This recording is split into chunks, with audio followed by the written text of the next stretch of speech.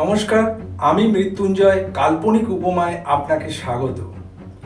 কথায় আছে 10 চক্রে ভগবান ভূত, অর্থাৎ সোজা কথায় 10 জন মিথ্যেবাদীর মধ্যে একজনও যদি সত্যিবাদী থাকে তবু তাকে সমাজ মিথ্যেবাদী বলেই দাগিয়ে দেয়। কেন বলছে এ কথা? চলুন শুনে নেওয়া যাক। কুসুমপুর নামে একটা গ্রাম ছিল। সেই গ্রামে সমস্ত বাড়ির সঙ্গে গোয়াল ছিল, কারো একটা কারো দুটো, এই রকম ধরনের গোয়ালে তারা গবাদি পশু প্রতিপালন করত। আর সেই গবাদি পশুর থেকে দুধ সংগ্রহ করে তারা বিক্রি করে তারা সংসার চালাতো। এটাই ছিল তাদের গ্রামের মূল ব্যবসা। এইভাবেই তারা কুসুমপুর গ্রাম থেকে দূর দূরান্ত গ্রামে দুধ সরবরাহ করত এবং সংসার চালাতো।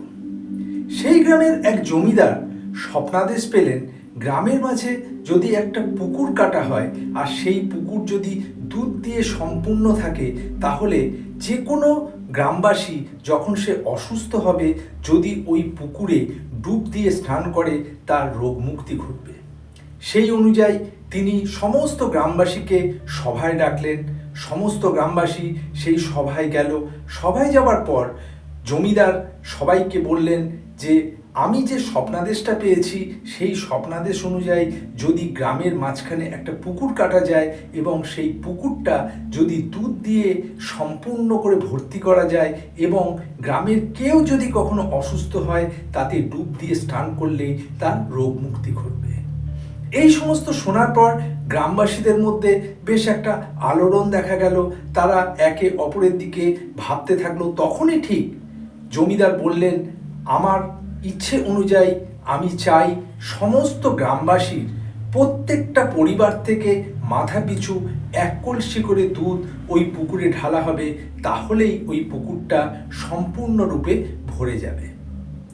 এরপর একে অপরের দিকে সবাই গ্রামবাসীরা তাকাতাকি করতে লাগলো, কিন্তু কেউ প্রতিবাদ করতে পারল না। জমিদার বলে কথা। শেষ পর্যন্ত জমিদারের আদেশ মতো তারা সবাই সেই কাজ করতে রাজি হলো। একটা সময় জমিদার বললেন যে আগামী পূর্ণিমাতে এই কাজটা সম্পূর্ণ করতে হবে, তার জন্য তোমরা সবাই প্রস্তুত হও। এরই মধ্যে আমি পুকুর কাটানোর ব্যবস্থা করছি। এই সমস্ত কথা শুনে যে যার বাড়ি ফিরে গেল। ওই গ্রামবাসীদের মধ্যে একজন ছিল গোপাল, যে ভগবানের প্রতি অগাধ বিশ্বাস এবং সত্য ন্যায় পরায়ণ। সে যখন গিয়ে তার বউকে বলল, জমিদার এই রকম ধরনের একটা প্রস্তাব দিয়েছে, অর্থাৎ মাথা পিছু 1 কলসি করে দুধ পূর্ণিমার দিন রাত্রিবেলা ওই পুকুরে গিয়ে ঢালতে হবে। তখন গোপালের বউ বলল, এমনটা করলে কেমন হয়? দেখো, আমাদের খাটালটা তো খুব বড় না, বেশ ছোট, তাতে 2-4টে গরু আছে, আর সেখান থেকে যদি আমরা 2 কলসি দুধ আমরা ওই পুকুরে ঢালি, আমাদের তো বেশ অসুবিধা হবে, ব্যবসায় ভাটা পড়বে। তার থেকে একটা কাজ করলে হয় না? সবাই তো দুধ ঢালবে, তুমি একটা কাজ করো, তুমি 2 কলসি জল নিয়ে ওই পুকুরে ঢেলে দাও, দুধের সঙ্গে ওই জল মিশে যাবে, কেউ বুঝতেই পারবে না। এই শুনে গোপাল মনে মনে বেশ বিরক্ত হলো। সে বলল, তুমি আর আমি জানবো না, এটা আরেকজন জানবে, তিনি হলেন ভগবান। তিনি সব দেখতে পাচ্ছেন। আমি এ কাজ করতে পারবো না, যতই অসুবিধা হোক আমি কিন্তু দুধই ঢালবো। জমিদার নিজে দাঁড়িয়ে থেকে সেই পুকুর কাটালো এবং পুকুর কাটানোর পর সেই দিন সামনে চলে এলো।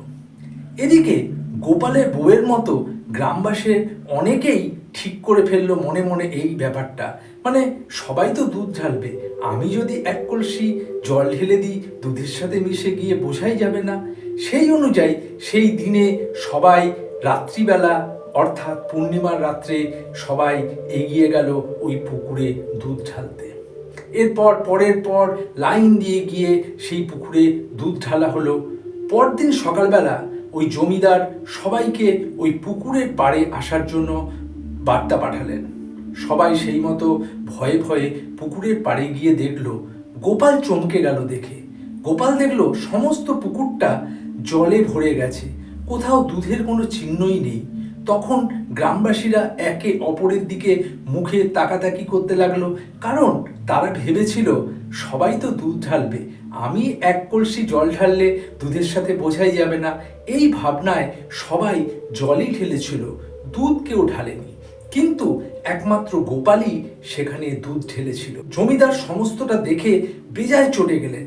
তিনি সমস্ত গ্রামবাসীর উদ্দেশ্যে বললেন, তোমরা যে কাজটা করেছো এটা ভীষণ অন্যায়, এর জন্য তোমাদের শাস্তি পেতে হবে। তোমাদের গোয়ালে যত গবাদি পশু আছে সমস্ত গবাদি পশু আমার লোকজন গিয়ে নিয়ে আসবে আমার গোয়ালে, আর তারা ওই গবাদি পশু ফেরত পাবে না। এই শুনে গোপাল ধীরে ধীরে এগিয়ে গেল জমিদারের কাছে।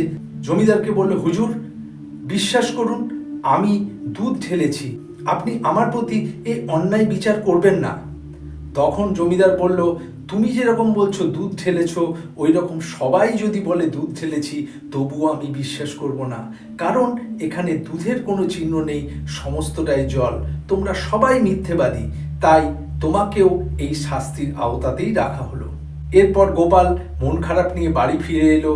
তখন গোপালের বউ গোপালকে বলল, আমি তোমাকে বলেছিলাম 10 জনের মাঝে একজন যদি ঠিক কাজও করে তাকে ভুল কাজ ভাবেই ধরা হয়, অর্থাৎ 10 চক্রে ভগবান ভূত। এই গল্প থেকে এটাই বোঝা গেল 10 জন মিথ্যেবাদীর মধ্যে একজনও যদি সত্যিবাদী থাকে তাকে আমরা সত্যিবাদী বলে বলতে পারি না, তাকে আমরা মিথ্যেবাদী বলেই ধরে নিই। যদি আমার এই প্রতিবেদন আপনার ভালো লেগে থাকে তাহলে চ্যানেলটাকে সাবস্ক্রাইব করে এবং পরিচিতদের মধ্যে লিঙ্কটা শেয়ার করে আমার পাশে থাকবেন।